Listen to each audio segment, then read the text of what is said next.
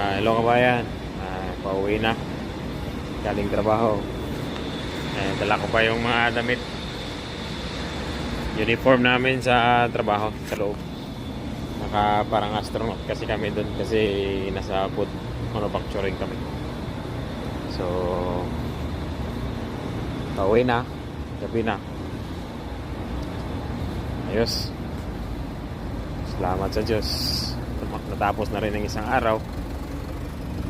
Bukas ulit mga kabayan. So ganyan lang, habang nandito pa tayo sa mga bansang kinaroroonan natin, enjoy lang natin ang moment habang nandito pa tayo, di ba?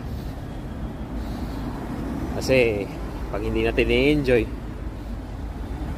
ganon pa rin, nandito pa rin tayo, sayang. I-convert na lang natin sa positive yung